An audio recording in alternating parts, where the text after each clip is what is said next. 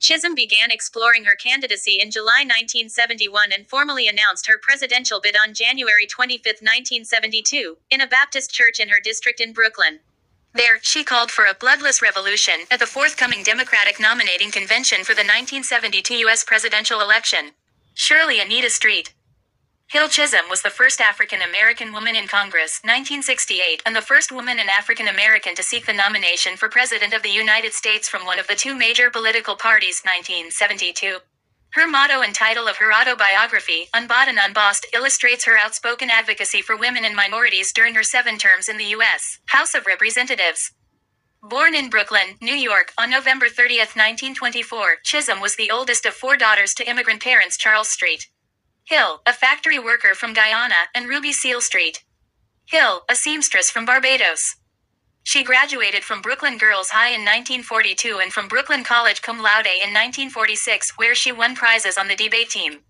Although professors encouraged her to consider a political career, she replied that she faced a double handicap as both black and female.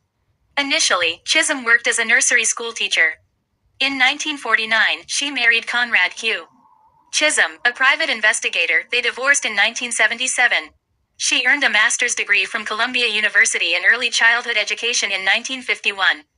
By 1960, she was a consultant to the New York City Division of Daycare. Ever aware of racial and gender inequality, she joined local chapters of the League of Women Voters, the National Association for the Advancement of Colored People, NAACP, the Urban League, as well as the Democratic Party Club in Bedford-Stuyvesant, Brooklyn. In 1964, Chisholm ran for and became the second African American in the New York State Legislature. After court-ordered redistricting created a new, heavily Democratic district in her neighborhood, in 1968 Chisholm sought, and won, a seat in Congress. There, Fighting Shirley introduced more than 50 pieces of legislation and championed racial and gender equality, the plight of the poor, and ending the Vietnam War. She was a co-founder of the National Women's Political Caucus in 1971, and in 1977 became the first black woman and second woman ever to serve on the powerful House Rules Committee. That year she married Arthur Hardwick Jr., a New York State legislator. Discrimination followed Chisholm's quest for the 1972 Democratic Party presidential nomination. She was blocked from participating in televised primary debates, and after taking legal action, was permitted to make just one speech. Still, students, women, and minorities followed the Chisholm trail. She entered 12 primaries and garnered 152 of the delegates' votes, 10% of the total, despite an underfinanced campaign and contentiousness from the predominantly male Congressional Black Caucus. Chisholm retired from Congress in 1983. She taught at Mount Holyoke College and co-founded the National Political Congress of Black Women. In 1991 she moved to Florida, and later declined the nomination to become U.S. Ambassador to Jamaica due to ill health. Of her legacy, Chisholm said, "I want to be remembered as a woman who dared to be a catalyst of change." I stand before you today as a candidate for the Democratic nomination for the presidency of the United States of America. I am not the candidate of Black America, although I am Black and proud. I am not the candidate of the women's movement of this country, although I am a woman, and I'm equally proud of that. I am not the candidate of any political bosses or fat cats or special interests. I stand here now without endorsements from many big-name politicians or celebrities or any other kind of prop. I do not intend to offer to you the tired and glib cliches which for too long have been a accepted part of our political life. I am the candidate of the people of America. Fellow Americans, we have looked in vain to the Nixon administration for the courage, the spirit, the character, and the words to lift us, to bring out the best in us, to rekindle in each of us our faith in the American dream.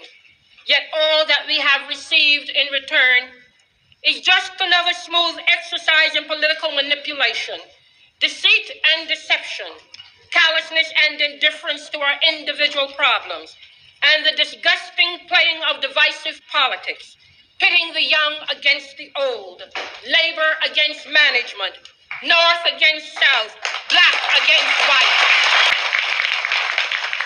The abiding concern of this administration has been one of political expediency rather than the needs of man's nature.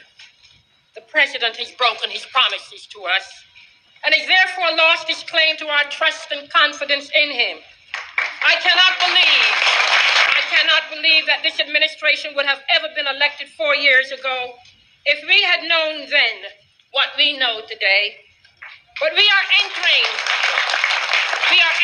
a new era in which we must, as Americans, demand stature and size in our national leadership.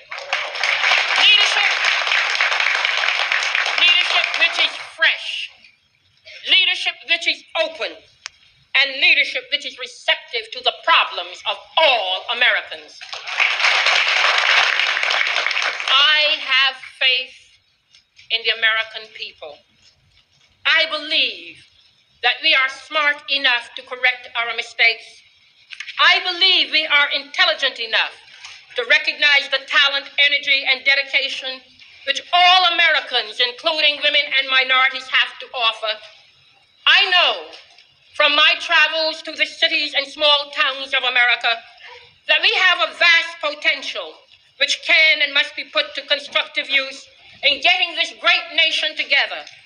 I know that millions of Americans from all walks of life agree with me that leadership does not mean putting the ear to the ground to follow public opinion, but to have the vision of what is necessary and the courage to make it possible. Americans all over are demanding a new sensibility, a new philosophy of government from Washington.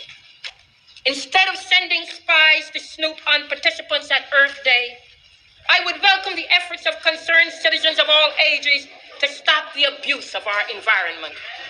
Instead of watching a football game on television while young people beg for the attention of their president concerning our actions abroad, I would encourage them to speak out, organize for peaceful change, and vote in November.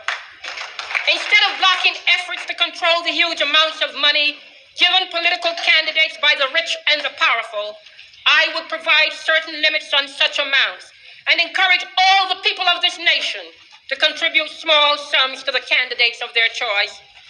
Instead of calculating the political costs of this or that policy and of weighing favors of this or that group, depending on whether that group voted for me in 1968, I would remind all Americans at this hour of the words of Abraham Lincoln, "A house divided cannot stand."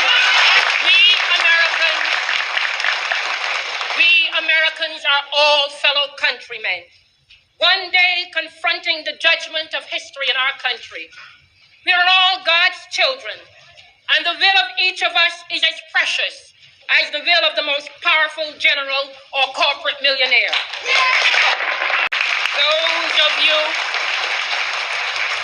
Those of you who were locked outside of the convention hall in 1968, those of you who can now vote for the first time, those of you who agree with me that the institutions of this country belong to all of the people who inhabit it, those of you who have been neglected, left out, ignored, forgotten, or shunned aside for whatever reason, give me your help at this hour. Join me in an effort to reshape our society and regain control of our destiny as we go down the Chisholm Trail for 1970. If you enjoyed the video, please give it a thumbs up, subscribe for more content, and leave a comment below. See you next time.